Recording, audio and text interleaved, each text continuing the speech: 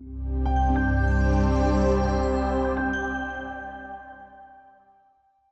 everyone. Welcome to another interview with successful business analysis practitioners. Today, we will be interacting with Indunil, who is a CBAP-certified business analyst now, and we'll listen to his journey today.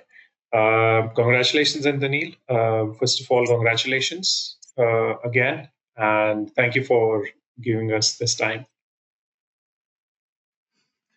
Thanks, Nitin. So happy to be part of this. Yep.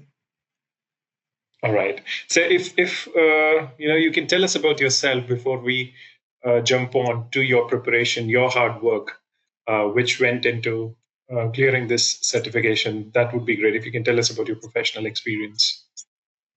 So I started out as a project manager. I began my entire career as a project manager. So overall, I have about more than 7 years experience now.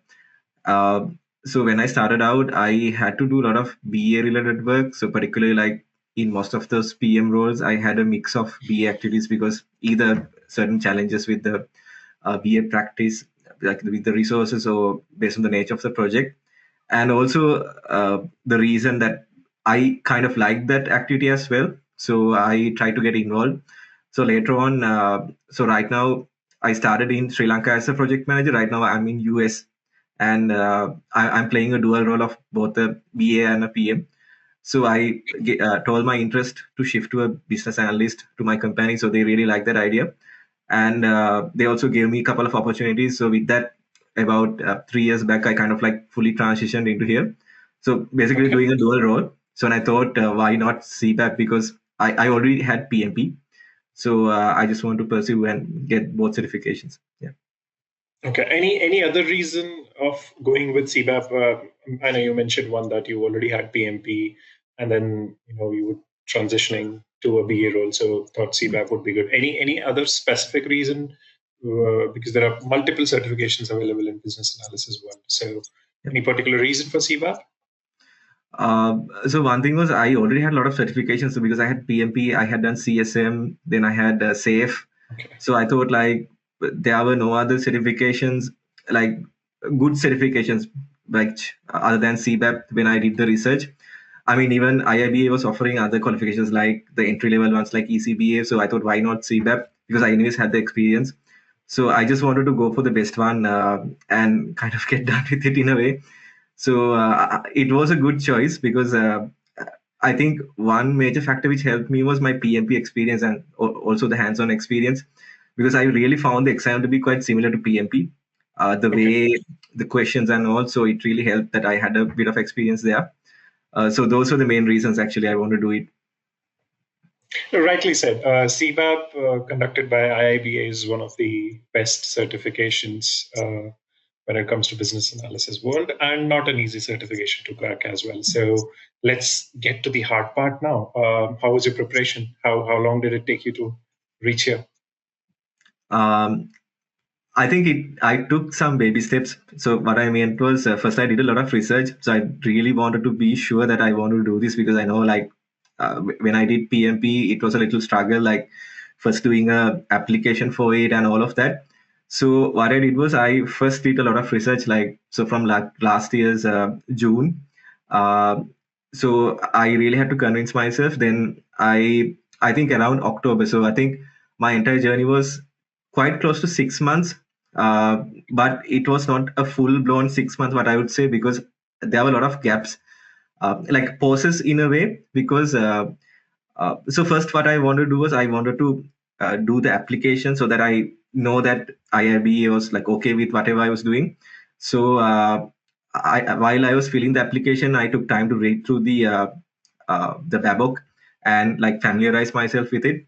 So then I thought like I need to figure out like who would be my the place that I would get the PDUs. Sorry, I think the term is the learning, the number of hours which I should complete for the learnings. So that so then only I realized like Techcanvass could be a good solution, because I had a very unique challenge at that time, because so I was in Sri Lanka, and it was in October. So there were a couple of like discussions going in my company, like they wanted to send me for a company transfer to US. So and I was in the middle of it, so I didn't want to even break it out. So having a weekend-based class or some sort of thing would have been really challenging for me. So that's why I chose Techcanvass, because of the flexibility and because I could go in my own pace. Even I could even use my mobile. So I really like that concept, because like even if I am like commuting or something, I could like multitask and just look at the app and kind of like go through it. So so back in November, December, so I had to move to US. So I had to like settle, and like a lot of challenges in there. But then I thought like I need to definitely resume this, because by that time I already had my application approved. I had purchased these and gone through the trainings, also had completed those kind of things as well. So actually from mid Jan to May, which I completed, was the main part, which I was like really hands on. So I slowly increased the time I was studying. I think around March, April, I was putting a lot more hours.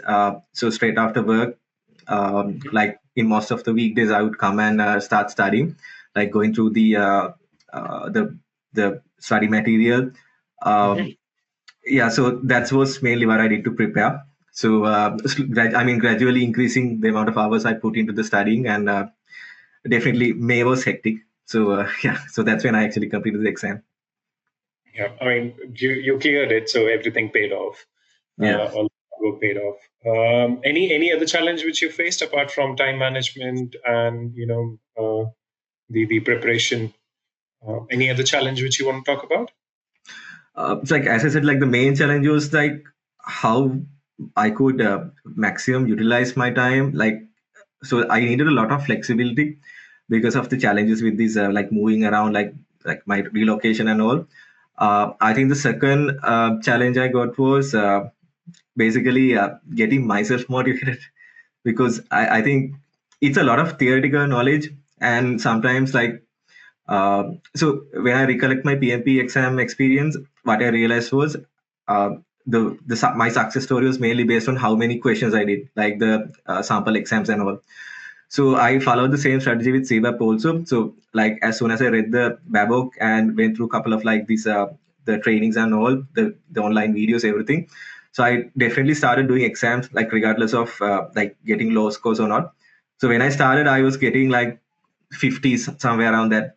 So I was kind of like feeling demotivated, like not really sure, like so I was putting some more hours, but like what should I do kind of question. But I think even though that questioning was there, I just kept on doing it. Like every week, I used to do a full 3 hour exam, like no excuses. Then what I used to do was after the exam, I would go through the wrong answers and kind of like look at each of these areas, like revise. So slowly I started getting my scores up, but it went very slowly. Like it was not like a quick thing like going up.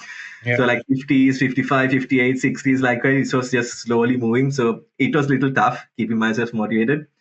Mhm. Uh, and honestly, like I think only around April, like quite close to the exam. So one decision I took was if I just keep on postponing, like when I'm going to have the exam, I'm going to like lose focus of that. So I thought somehow I'm going to get this done by May, and I kept that target. So like I just I just time boxed it. I think that Yeah. was a really good decision, because if I had just dragged on, it would have been challenging. I would have forgotten this like the whatever I studied also. So then when that kind of, in a way, like I had some scores and like that pressure started kicking in, I think around May, then it really got me focused. So I started like getting more better marks. So I think that was the second biggest challenge I had. Yeah. Okay. Okay. Now you mentioned that one of the best things which you liked about Tech Canvas was the flexibility to take these trainings, take these mm, mock exams, basically. Any other thing which you like the most about Tech Canvas, the trainer, the material, or the overall experience which you want to talk about? Yeah, definitely the number one was the flexibility. When I mean, like, so we had to like complete a number of hours of training with the tutorials we have. So definitely that was really easy with the videos, and even being able to use my phone for that. So the second thing was I like the like, so there were some helpful sessions like every month or so, like a Q&A kind of session. Because I joined couple and I had some doubts. For example, like uh, like how much memorization I should do and all that. So there was I really like that there was a 4-page document, summarized version, like how to remember all these the outputs, the inputs, that sort of thing. It really helped because that was basically what I started revising towards the last couple of weeks, because it really kind of uh, in a very short way could easily memorize all of that. Yeah. That cheat code kind of document, that it was like summarizing everything. And then what I also did was the question banks. Then I did the crosswords and a little bit of those flashcards. Because what I used to do was, so one suggestion I would do is like, if you guys could put it into the mobile, it would be really great. So what I had actually did was I used to put it in the desktop version and try to even do it from my phone somehow, because that's really easy. Like when you are like working on a job and like, so when there's a way to multitask, so I used to just put on my phone and try to do those kind of things. So I think those are the factors which really help, and like what I liked about Techcanvass. And because I knew like the support was continuous, it was going to be there even after the classes. Okay, great. Thank you, Indunil. Now you are CBAP certified. You have achieved that milestone. Your hard work has paid. Any top three tips which you want to share? Any top three learnings, uh, mistakes which you made during your preparation? Do you want to share any top three tips from that? Um, I think more like tips. So I don't. So I think one way I could avoid mistakes is my previous experience with PMP. Because what really worked with me was the same strategy I followed with PMP, and that really worked out. But if you do not have that experience, so I think what I could recommend is, so definitely like read. So first step, definitely read through the material, like the Babok material.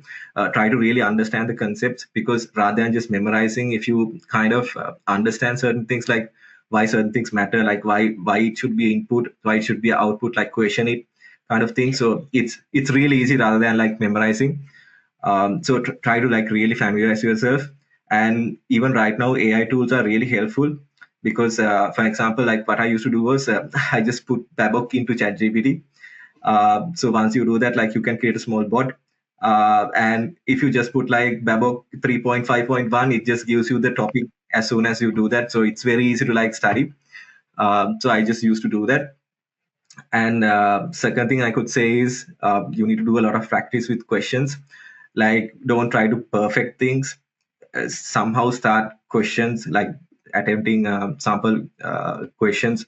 As soon as you do it, like try to simulate a real environment, like avoid disturbances, like stay for 3 hours properly and try to Right. do.